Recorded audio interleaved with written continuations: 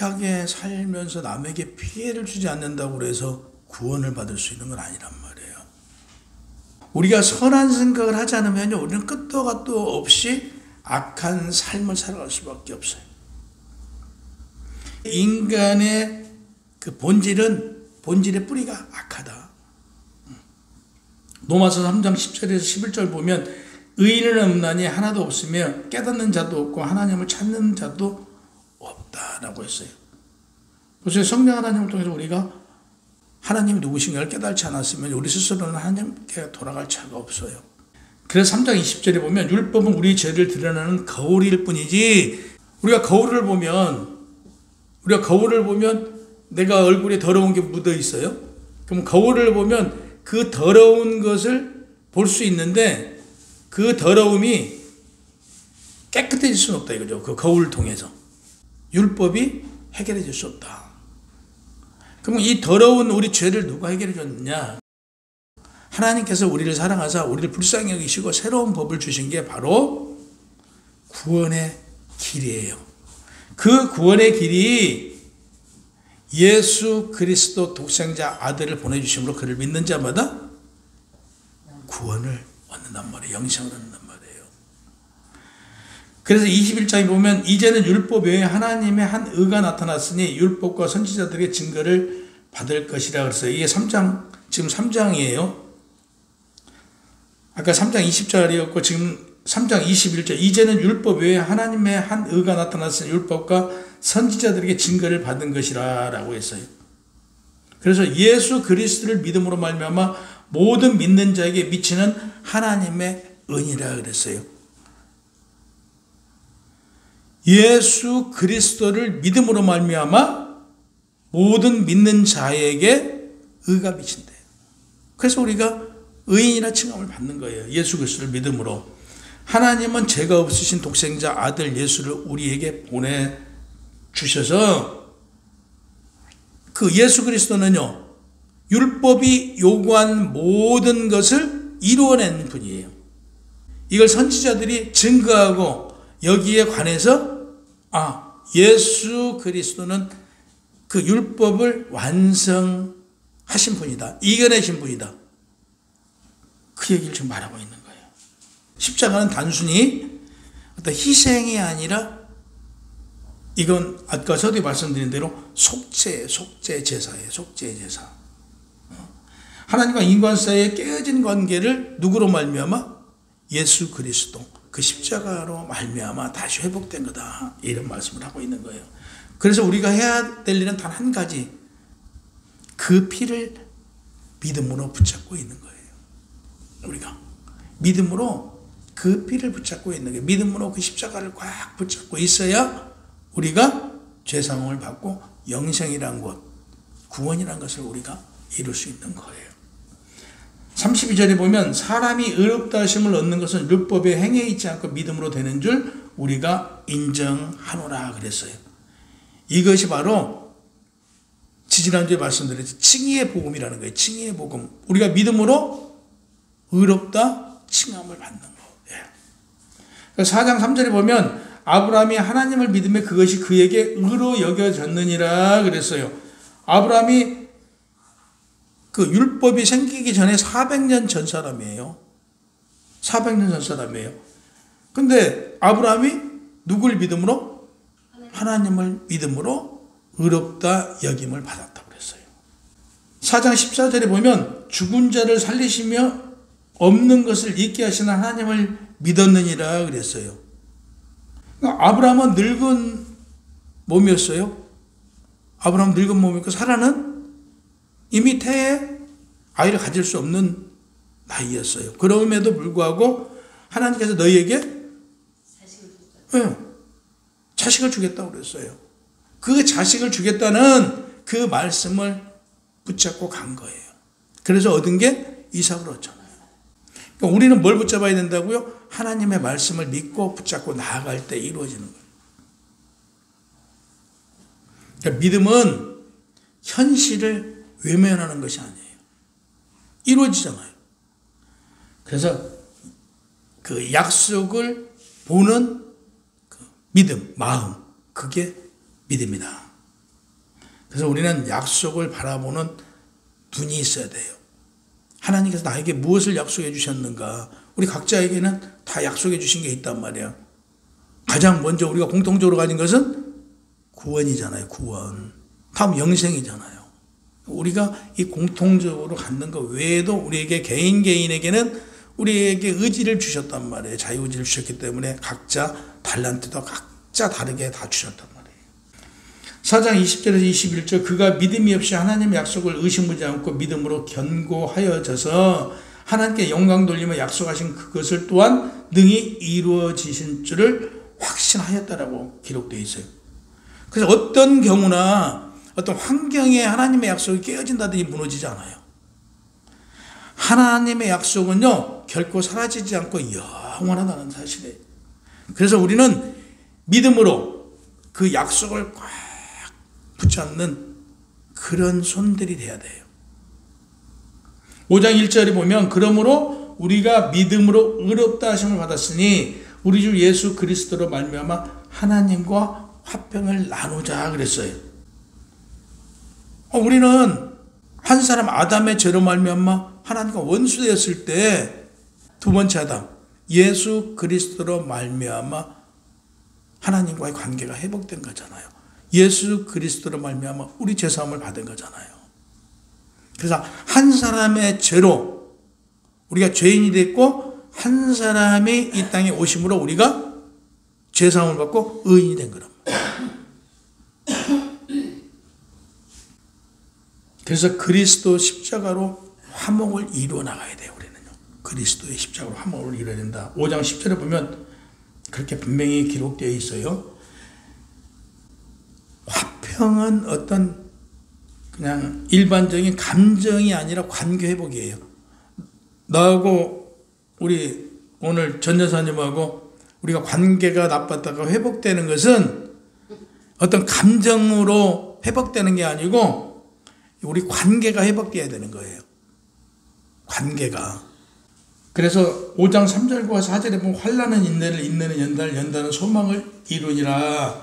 믿음으로 의롭다 하심을 받은 자는 고난이, 잘 들으세요, 고난이 사라지는 인생이 아니라 고난이 뭘 이룬다고요? 소망으로 바뀌는 인생을 살아간다는 얘기예요. 그래서 예수 믿으면 늘 드리는 말씀, 예수 믿으면 내가 살기 편하고 잘 돼요? 이런 생각 가지면 안 된다 이거죠. 예수를 믿음으로 우리는 더 힘들어요. 왜? 우리는 희생하고 어려운 사람들을, 소외된 사람을 돌봐야 하고 우리는 그들을 함께 울어줄 수 있어야 되니까. 우리가 갖는 소망, 그 소망보다 더 큰 소망은 없어요. 우리는 영원한 나라의 영생이 우리에게 주어지기 때문에 그보다 더 큰 것은 없잖아요. 그럼 우리는 영생을 받은 자들이에요. 영생이 우리에게 주어진 자들이에요. 그러니 이 땅에서 무엇인들 뭐가 아까워요? 이 땅에 거 욕심 부릴 거 하나도 없어요. 이 땅에 있는 거 잘 쓰고 이 땅에서 잘 베풀고 인정받고 누구한테 하나님께 인정받고 하는 거예요. 그래서 5절에 보면 소망이 우리를 부끄럽게 하지 아니하면 우리에게 주신 성령으로 말미암아 하나님의 사랑이 우리 마음에 부음바 되었다 그래요. 뭐가 우리 마음에 부음바 돼요? 하나님의 사랑이. 그러니까 우리는 하나님의 사랑을 듬뿍 입은 사람들이에요. 여기서 부음바됨이다. 여기서 부음바됨이라는 헬라어 어케 휴타이라는 단어인데 이것은 그냥 이만큼 준 게 아니에요. 그냥 폭포처럼 사랑을 부어주신 거단 말이에요. 예. 그래서 우리는 하나님의 사랑을 조금 받은 게 아니에요. 폭포수처럼 우리는 어마어마한 하나님의 사랑을 받은 자들이란 말이에요. 그럼 하나님께 이 어마어마한 사랑을 받았음에도 불구하고 그 사랑을 받는 것은 누가 받아야 돼요? 그 그릇은 누가 만드는 거예요? 그 사랑을 받을 수 있는 그릇은 내가 만들어져 있어야 돼요. 내가 그 그릇이 안 되면 아무리 큰 사랑을 주어도 우리는 못 받아요. 그래서 하나님은 사랑을 부어주시는 분이시고 성령은 그 사랑을 우리에게 부어주시는 통로예요. 그러면 우리는 마음이 받을 수 있는 그릇이 되어 있어야 돼요. 이게 하나님은 주시는 분, 성령은 우리에게 연결해 주시고 근데 받을 수 있는 건 누구냐? 나예요. 나. 그러면 하나님의 사랑을 못 받았어. 우리가 뭔가 부족함이 있어요. 이것은 누구의 탓이에요? 내 탓이. 내 탓이지 하나님 탓 아니잖아요. 근데 우리는 누구 탓을 해요? 하나. 어떤 일만 생기면 누구 탓을 할까 하고 주변 살펴봐. 아, 오늘은 내가 우리 전 여사 핑계 대야지. 내일은 내가 우리 김 집사님 핑계 대야지. 이게 악이에요. 악. 스스로를 인정하지 않는 거예요. 어떤 이유만 생기면 누구 핑계 대가 머릿속에 떠오른단 말이에요. 이거 안 돼요. 인정해야 돼. 모든 것은 누구의 탓? 나의 문제, 나의 탓. 내 그릇이 약해서 못 받은 거란 말이에요. 그래서 하나님이 주시는 그 사랑은 한 줌이 아니에요. 폭포수 같은 사랑이란 말이에요. 하나님은 사랑의 주체예요. 그리고 성령은 사랑의 통로예요. 그러면 우리의 마음은 사랑을 담기는 그릇이라고 성경은 분명히 말하고 있어요. 그래서 너희가 아들의 힘으로 하나님의 그 아들의 영을 우리 마음에 보내사 아빠, 아버지가 부르게 하였느니라. 그래서 우리가 하나님을 아빠라고 부를 수 있는가, 아버지라고 부를 수 있는 게 이 은혜가 얼마나 크냐고. 이걸 한번 생각해 보자고요. 누가 아버지라고 불러요? 세상 사람들이 아버지라고 불러요? 못 불러요. 누가 이 땅을 창조하셨다는 얘기, 우리 예수 그리스도를 믿는 사람들 외에는 그 얘기를 아는 사람도 없고 듣지도 못해요.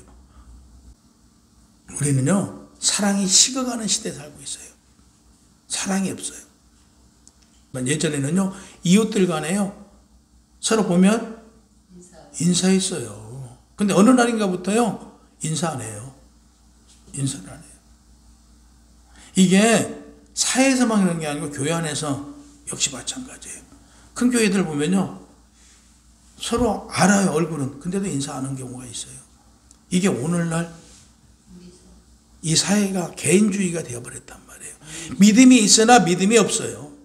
믿음이 있으나 믿음이 없어요. 믿음이 있다는 것은 무엇이냐면요, 믿음이 있다는 것은요, 그 사람을 보면 알아요. 무엇으로? 그 사람이 얼마만큼 사랑이 있는가. 그 사람이 얼마만큼 사랑이 있다는 것은 내가요, 사랑해요. 근데 너 왔어? 이래지냐고요. 내가 사랑하는 사람한테 아이고 오셨냐고 인사해 주잖아요. 이게 우리 크리스찬들이 해야 될 일이라고요. 우리가 세상에서 세상 사람들이 인사하지 않는다고 해서 우리도 똑같이 인사 안 한다고요?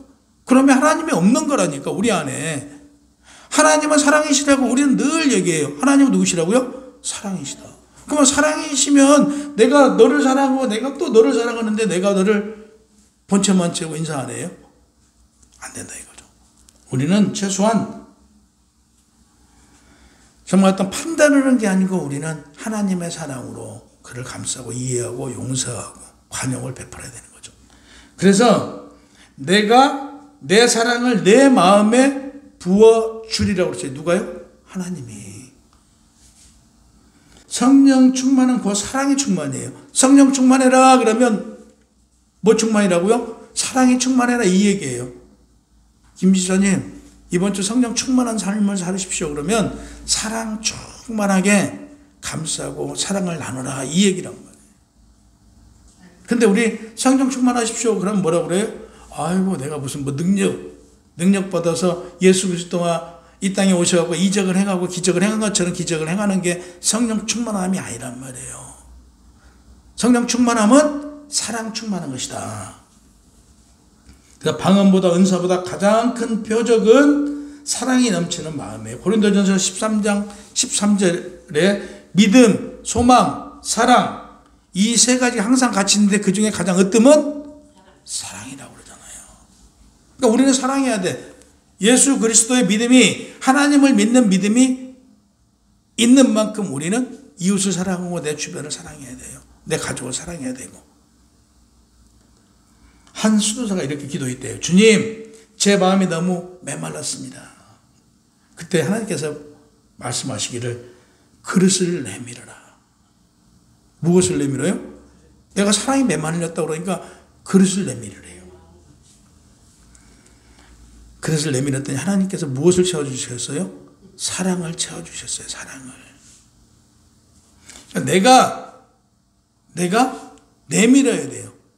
하나님 하고 내가 하나님께 두 손을 내밀어야 돼요. 그 믿음은 사랑이에요. 사랑.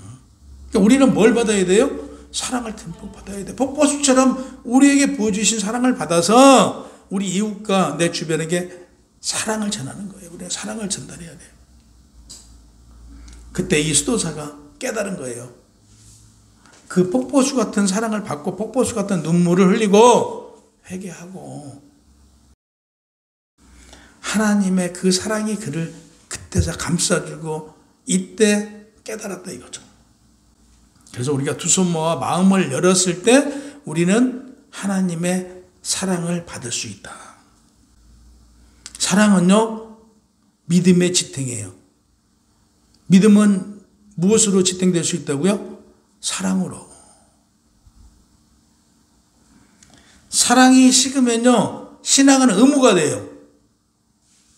사랑이 식으면 신앙이 의무적으로 교회에 나온단 말이에요. 사랑이 식으면. 그러나 우리가 사랑이 있으면 교회에 와서 사랑이 있으면 어떤 상황이 생겨요? 기쁨이. 그러니까 사랑하는 사람은 사랑이 많은 사람은 기뻐. 늘 기쁘다고요. 우리 어떤 삶을 살아요? 우리 문자에다 그런 인사하잖아요. 어떤 삶 즐겁고 행복해라. 즐겁고 기뻐라. 기쁨이 뭐예요? 사랑 많은 삶의 기쁨이란 말이에요. 우리는 기쁨이 많고 정말 부족함이 없는 사랑이 많은 삶을 살아야 돼요. 이 한 주도 사랑을 주는 삶을 살아야 돼요. 기도하겠습니다. 주님, 율법 아래 갇힌 우리를 은혜로 구원하여 주셔서 감사합니다. 우리의 마음이 메마를 때마다 성령으로 하나님 그 사랑을 부어주시옵소서. 상한 마음을 녹이시고 사랑을 잃은 영혼에게 새 생명을 주옵소서. 우리의 믿음이 사랑으로 일하게 하시고 그 사랑이 소망으로 이루어가게 하옵소서. 이 한 주도 믿음으로 사랑으로 승리할 수 있도록 이끌어 주옵시길 바라오며 예수 그리스도 이름으로 기도하옵나이다. 아멘.